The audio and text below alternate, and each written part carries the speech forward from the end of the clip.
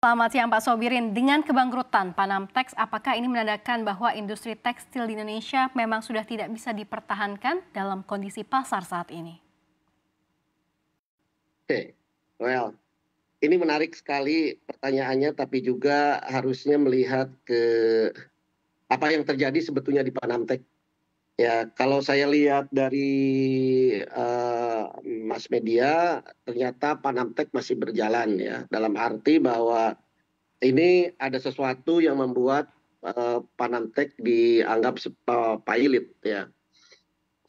Tapi sejatinya kalau saya lihat bahwa ini akibat dari ya sesuatu yang eh, apa namanya carut marutnya dari sistem perundangan kalau menurut saya, karena ini juga sudah banyak yang apa di kalangan industri bahwa dengan Undang-Undang Nomor 37 tahun 2004 itu atau Undang-Undang Kepailitan dan PKPU memang akan membawa ekses yang juga apa terjadi di kemudian hari, dan ternyata memang seperti ini terjadinya.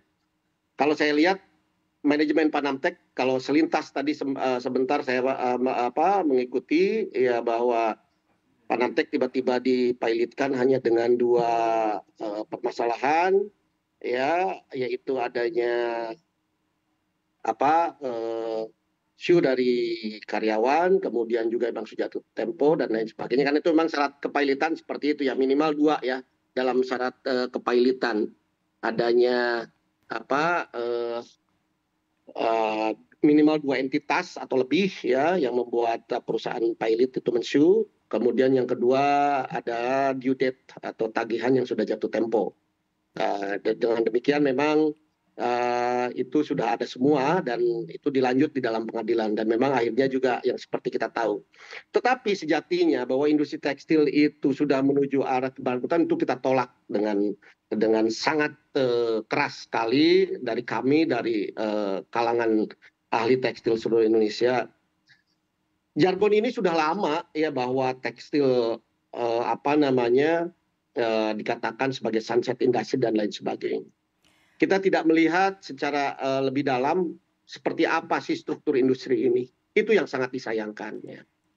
Yang jadi permasalahan buat kami melihat semua ini adalah dari sebetulnya dasarnya dulu, lihat basicnya. Ini yang sudah saya sampaikan beberapa kali, dari kami sudah menyuarakan itu dari IKAPSI, bahwa di kita ini kekurangan sekali hal-hal yang bisa mendukung atau mensupport industri tekstil ini bisa bukan hanya bertahan tapi maju. Kita bisa lihat dari sistem perundangan dan peraturan yang ada, kemudian juga kita lihat juga roadmap industri tekstil ini yang memang juga masih belum siap dan bisa apa namanya ke depan untuk menghadapi segala tantangannya. Kemudian ekosistemnya sendiri masih belum ini.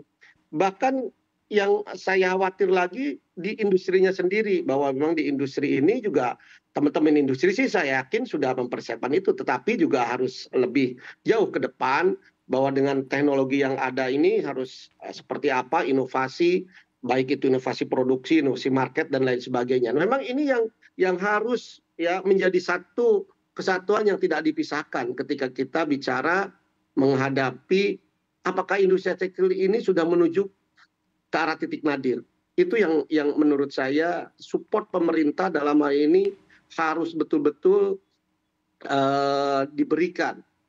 Saya berharap di era Pak Prabowo yang akan datang, yang tinggal menghitung hari ini, ya tekstil atau industri sandang atau industri tekstil secara umum, ya ini diperhatikan.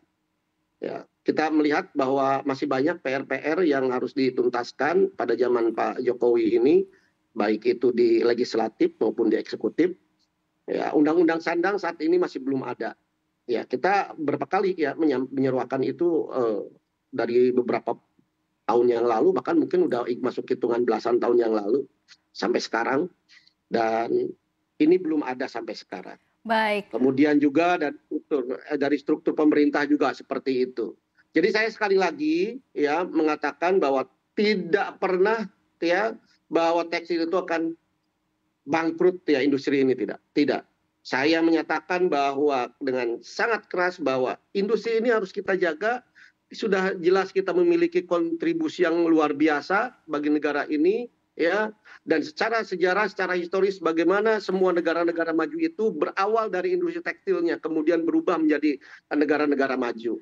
Begitu Mbak. Ya. Baik, Pak Kalau menurut Sobirin. saya tadi dikaitkan dengan industri dan sekarang Panamtek adalah kasus yang lebih khusus ya, yang Iya, menurut baik saya Pak Sobirin, berarti dari menarik gitu. kalangan ahli tekstil sendiri menilai bahwa memang support regulasi tadi seperti Undang-Undang Sandang, kemudian juga dari pemerintah terkait juga ekosistem dan juga teknologi ini masih sangat diperlukan begitu ya.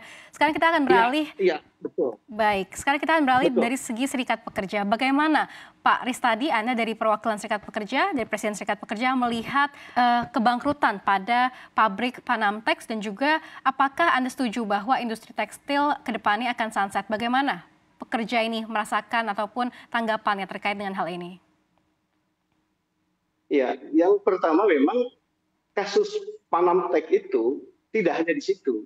Kasusnya seperti Panamtek, banyak perusahaan-perusahaan tekstil lainnya yang sudah memphk pekerjanya bertahun-tahun, tapi kemudian belum memberikan pesangon. Beberapa upaya-upaya yang dilakukan oleh teman-teman pekerja atau serikat pekerja itu dari melalui gugatan atau mediasi, kemudian negosiasi, itu banyak yang menuju kegagalan.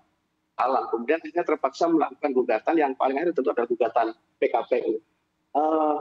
Ini situasi sebetulnya secara umum di Indonesia. Ini kan Panamtek ini kan hanya satu kasus saja. Di beberapa tempat banyak yang terjadi begitu. Cuman pekerjanya tidak melakukan gugatan PKPU ataupun PAINIT. Baik, Pak Ristadi. Kemudian bagaimana Anda melihat penurunan daya beli masyarakat yang mempengaruhi industri tekstil Indonesia? Kita tahu bahwa memang sangat deras sekali impor tekstil dari China ini masuk. Bagaimana kira-kira serikat pekerja melihat hal ini, khususnya buruh yang bekerja di bidang pabrik tekstil?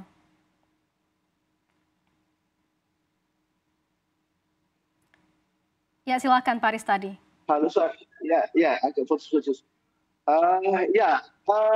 Tentu barang-barang dari impor dari China sebetulnya kan tidak hanya terjadi setahun 2 tahun belakangan ini, tidak puluhan tahun terjadi ke belakang.